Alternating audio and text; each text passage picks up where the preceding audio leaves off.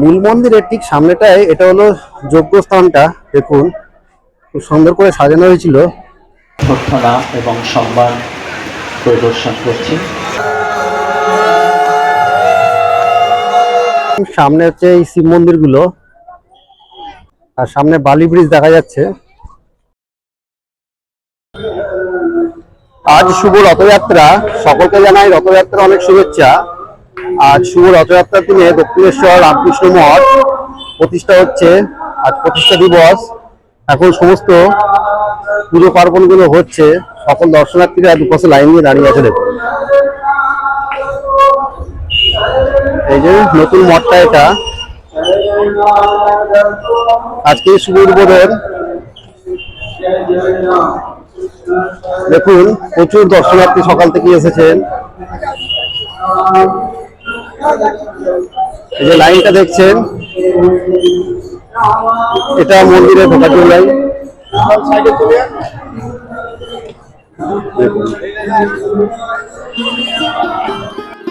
আজ সকাল থেকেই মন্দিরের ভেতর পুজো শুরু হয়ে গেছে।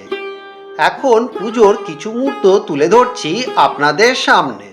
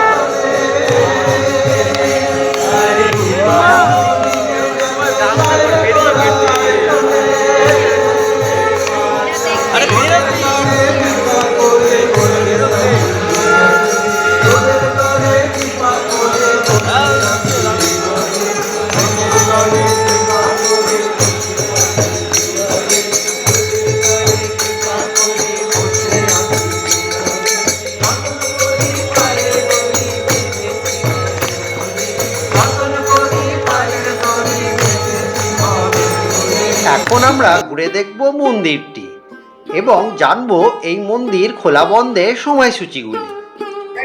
আর কিছুটা সময় পরেই মন্দির খোলা হবে। মন্দির খোলা হলে সকল দর্শনার্থীরা মন্দিরে প্রবেশ করবেন। দেখুন কতটা লাইন পড়েছে। আর এই যে সামনে দেখছেন এইখানে লেখা আছে এই বোর্ডটাতে মন্দির খোলা বন্ধের সময়সূচিগুলো। আমি দেখাচ্ছি একটু পরে গিয়ে। দেখুন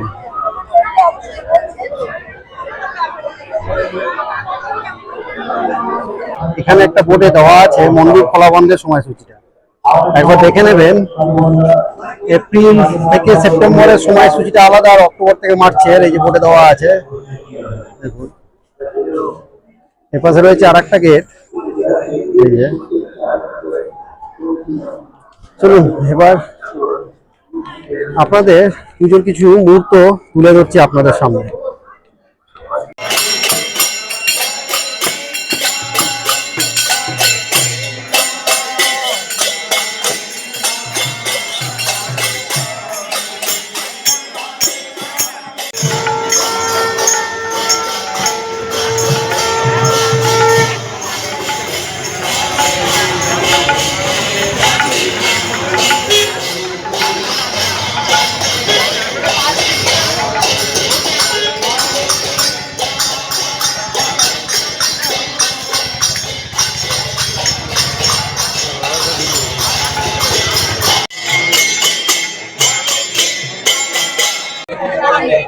দেখুন মেইন গেটের সামনে একটা রয়েছে এলইডি স্ক্রিন, এখানে সমস্ত অনুষ্ঠানগুলো আপনারা দেখতে পাচ্ছেন।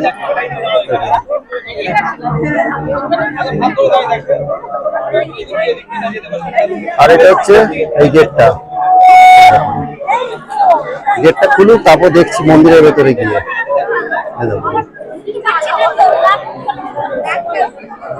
মন্দিরের প্রধান গেট দিয়ে প্রবেশ করে সামনে দেখছেন এটা হচ্ছে জুতো রাখার কাউন্টার, এখানে জুতোগুলো সবাই জমা রাখছেন। ভেতরে জুতোটা জমা দেওয়ার পর এই যে এখান থেকে ভোগের কুপনটা সংগ্রহ করতে পারবেন। আর এখানে রয়েছে একটা মেডিকেল ক্যাম্প, দেখুন ভোগের কুপন সংগ্রহ করে মূল মন্দিরে আপনাদের দর্শনের জন্য লাইন দিতে হবে। আমরা সকলেই এখন মন্দিরের গর্ভগৃহে যাওয়ার লাইনে দাঁড়িয়ে আছি। অল্প কিছু সময় লাইনে দাঁড়িয়ে থাকার পর এখন আমরা পৌঁছে গেছি মূল মন্দিরের প্রবেশ দরজার একদম কাছাকাছি। মূল মন্দিরের ঠিক সামনেটায় এটা হলো যজ্ঞস্থানটা, দেখুন খুব সুন্দর করে সাজানো হয়েছিল। এই দেখুন ভীষণ সুন্দর জায়গাটা, আর এখানে যজ্ঞটা হয়েছিল। আর আপনারা যখন লাইন করে আসবেন এদিক দিয়ে লাইনটা করে আসবেন মন্দিরের। আর এই যে সামনে দরজাটা দেখছেন এই দরজা দিয়ে মন্দিরের ভেতরে প্রবেশ করতে হবে। মন্দিরটা হচ্ছে দ্বিতলে, দেখুন প্রচুর দর্শনার্থী এসছেন আজকে। এই মেইন গেট দিয়ে প্রবেশ করছে।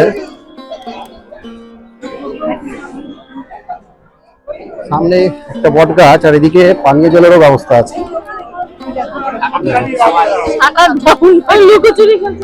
সামনে দেখছেন এটা পানীয় জলের ব্যবস্থা রয়েছে এখানে। আর এই দেখুন পুরো মন্দিরটা সামনের দিকে এগিয়ে গিয়ে দেখাচ্ছি।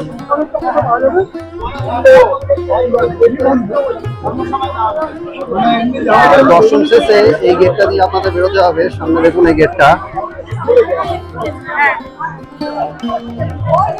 আর ভীষণ সুন্দর দেখুন। এদিকে রয়েছে ফুলের সুন্দর সুন্দর গাছ, আর এই গেটগুলো সব বন্ধ হয়ে আছে এখন। আপাতত একটা গেট দিয়ে মন্দিরে প্রবেশ করানো হচ্ছে, এই যে। আর মন্দিরের সারা দেওয়াল জুড়ে দেখুন বিভিন্ন 10 অবতারকে তুলে ধরা হয়েছে। এই দেখুন বুদ্ধ অবতার, কল্কি অবতার, এখানে রয়েছেন রাহু, শনি। মন্দিরের প্রধান মন্দিরটি হচ্ছে দ্বিতলে। যারা বয়স্ক মানুষ আছেন তাদের জন্য লিফটের ব্যবস্থাও রয়েছে। এছাড়াও আপনারা সিঁড়ি দিয়ে ওপরে উঠে ঠাকুরের দর্শন করতে পারবেন। ঠাকুর দর্শন শেষে এখন আমরা যাব মূল মন্দিরের সামনেই তৈরি করা হয়েছে একটি অনুষ্ঠান মঞ্চ, যেখানে ইতিমধ্যেই অনুষ্ঠান শুরু হয়ে গেছে। আপনাদের সামনে তুলে ধরছি অনুষ্ঠানের কিছু মুহূর্ত। আমরা সকলে দাঁড়িয়ে তাকে অভ্যর্থনা এবং সম্মান প্রদর্শন করছি।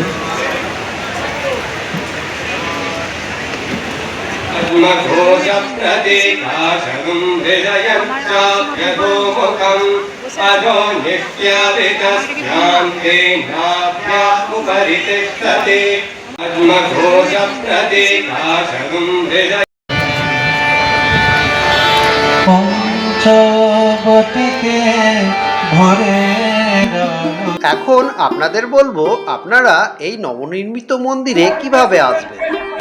ওই সামনে দেখতে পাচ্ছেন সিংহ মূর্তি আছে উপরে, যেটা ওটাই হলো দক্ষিণেশ্বরের প্রবেশের মূল তোরণ। আর ঠিক এগিয়ে আসলে হচ্ছে দক্ষিণেশ্বর মায়ের মন্দির। আর এপাশে আপনারা ব্যাগ জুতোগুলো জমা রাখতে পারবেন। আর যদি সামনের দিকে এগিয়ে যাই তা ওখানে রয়েছেন স্বামী বিবেকানন্দ। আমাদের ওই দিকটা যেতে হবে। এরকম সামনে হচ্ছে এটা স্বামী বিবেকানন্দের মূর্তি, আর এদিকে হচ্ছে পুজোর ডালা আর্কেড।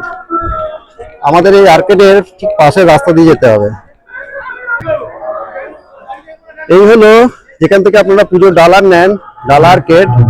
এই যে রাস্তাটা দেখছেন, এই রাস্তাটা যেখানে শেষ হচ্ছে ওই সামনে দেখতে পাওয়া যাচ্ছে একটা মঞ্চ হয়েছে, ও ডান দিকে হয়েছে নবনির্মিত মন্দিরটি। চলুন গিয়ে দেখাচ্ছি আপনাদের। দেখুন, সোজা কিছুটা এগিয়ে আসার পর সামনে দেখতে পাবেন গাড়ি পার্কিং। আর এই যে গেটটা দেখছেন, এই ডান দিকে গেটের বাইরেই হয়েছে নবনির্মিত মন্দিরটি। আর এখানে রয়েছে একটা অনুষ্ঠান মঞ্চ, একটু পরে হয়তো অনুষ্ঠানগুলো শুরু হবে। এই যে দেখুন,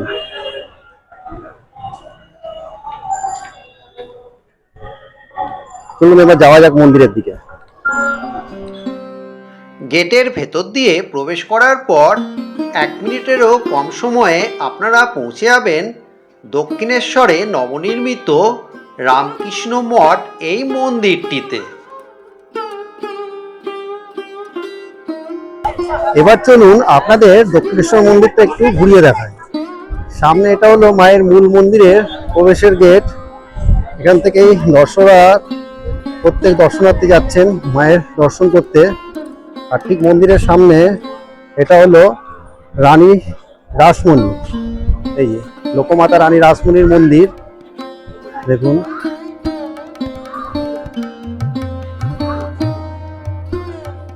এপাশেও রয়েছে গঙ্গার ঘাট, তবে এপাশ দিয়ে এখন আমরা যাব শিব মন্দিরের দিকে। এখানে চলুন, অনেকগুলো শিব মন্দির আর গঙ্গার ঘাট রয়েছে, যাওয়া যাক।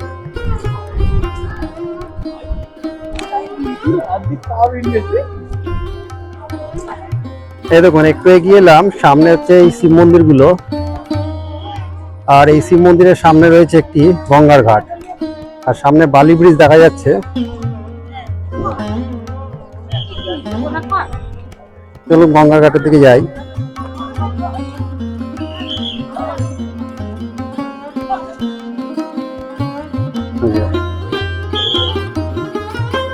এই গঙ্গার ঘাট থেকে এখন যাব নবনির্মিত মন্দিরে, যেখানে সকল ভক্তকে আজ সম্পূর্ণ বিনামূল্যে ভোগ প্রসাদ বিতরণ করা হবে।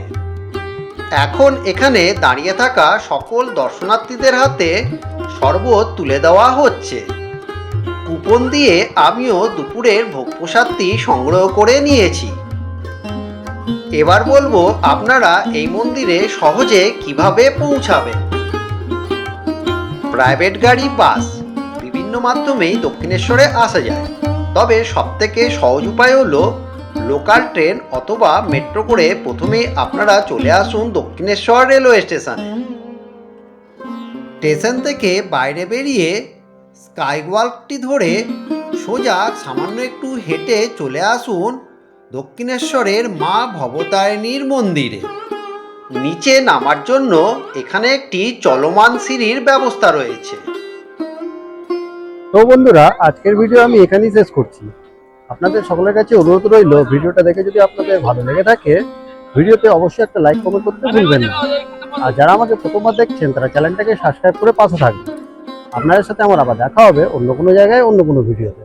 ততক্ষণের জন্য সকলকে টাটা।